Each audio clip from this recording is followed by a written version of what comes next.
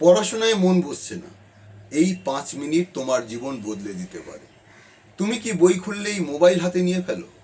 পড়তে বসে 10 মিনিট পরেই মনে হয় আজ থাক, কাল আবার শুরু করব। তারপর সেই কাল আর আসে না। দিন যায়, মাস যায়, আর স্বপ্নগুলো শুধু স্বপ্নই থেকে যায়। কিন্তু একটা প্রশ্নের উত্তর দাও, 1 বছর পরে তুমি কোথায় থাকতে চাও? সেই জায়গায় পৌঁছানোর জন্য আজ তুমি কি করছো? কারণ সত্যিটা হলো, সফল মানুষ আর ব্যর্থ মানুষের মধ্যে পার্থক্য বুদ্ধিতে নয়, পার্থক্যটা অভ্যাসে। অনেকে ভাবে আমার মোটিভেশন নেই তাই পড়তে পারছি না, কিন্তু বিজ্ঞান বলছে তুমি পড়তে শুরু করলেই মোটিভেশন আসে। মোটিভেশন এলে পড়া শুরু হয়, অর্থাৎ কাজ আগে, অনুপ্রেরণা পরে। তাই আজ থেকে পড়তে ইচ্ছে করছে না, এই অজুহাত বাদ দাও। কারণ তোমার ভবিষ্যৎ তোমার বর্তমান মুডের জন্য অপেক্ষা করবে না।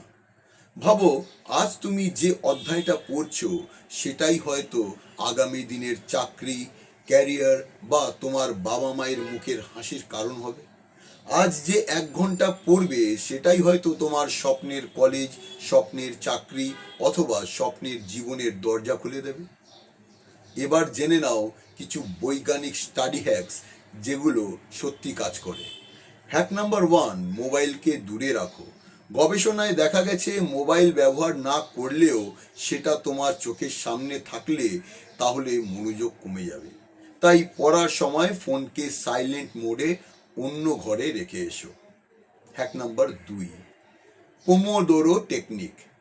একটানা 3-4 ঘন্টা পড়ার চেষ্টা করো না। 25 মিনিট পড়ো, 5 মিনিট বিরতি নাও, আবার 25 মিনিট পড়ো। তোমার ব্রেন একটা মেশিনের মতো, তাকে মাঝে মাঝে বিশ্রাম দাও। Hack number 3, active recall. শুধু পড়ে যাওয়া মানে শেষ কথা নয়। একটা টপিক পড়ার পর বই বন্ধ করে নিজেকে প্রশ্ন করো, আমি আজ কি শিখলাম? যখন ব্রেন নিজে তথ্য বার করার চেষ্টা করে তখন শেখাটা অনেক বেশি স্থায়ী হয়। হ্যাক নাম্বার 4, হাতে লিখে নোট তৈরি করো। শুধু হাইলাইট করলে হবে না, গুরুত্বপূর্ণ বিষয়গুলো নিজের ভাষায় লিখতে হবে। হাতে লেখার সময় মস্তিষ্ক বেশি সক্রিয় থাকে, ফলে বিষয়গুলো দীর্ঘদিন মনে থাকে। হ্যাক নাম্বার 5, পড়ার আগে 5 মিনিট হাঁটো। শুনতে অদ্ভুত লাগলেও 5 মিনিট দ্রুত হাঁটা মস্তিষ্কে অক্সিজেন রক্ত চলাচল বাড়ায়, ফলে মনোযোগ ও স্মৃতিশক্তি দুটোই উন্নত করে। এবার একটা গুরুত্বপূর্ণ কথা, নিজেকে অন্য কারো সঙ্গে তুলনা করো না। তোমার বন্ধু হয়তো তোমার থেকে এগিয়ে, কিন্তু সে তোমার রেসে দৌড়চ্ছে না, তুমি দৌড়াচ্ছ জীবনের ট্র্যাকে। তোমার লক্ষ্য অন্য কাউকে হারানো নয়, তোমার লক্ষ্য গতকালের নিজের চেয়ে আজ একটু ভালো হওয়া। আজ পুরো সিলেবাস শেষ করার কথা ভেবো না, শুধু নিজেকে বলো আমি আজ 30 মিনিট পড়ব, শুধু 30 মিনিট। কারণ বড় সাফল্য একদিনে তৈরি হয় না, প্রতিদিনের ছোট ছোট জয় একদিন বিশাল সাফল্যে পরিণত হয়। মনে রেখো, তোমার সমস্যা অলসতা নয়, তোমার সমস্যা হলো তুমি এখনো নিজের ক্ষমতাটা পুরোপুরি বিশ্বাস করতে পারছো না। আজ যদি তুমি প্রতিদিন নিজেকে 1% করে উন্নতি করো, তাহলে 1 বছর পরে তুমি আজকের নিজের চেয়ে সম্পূর্ণ একজন অন্য মানুষ হয়ে উঠবে।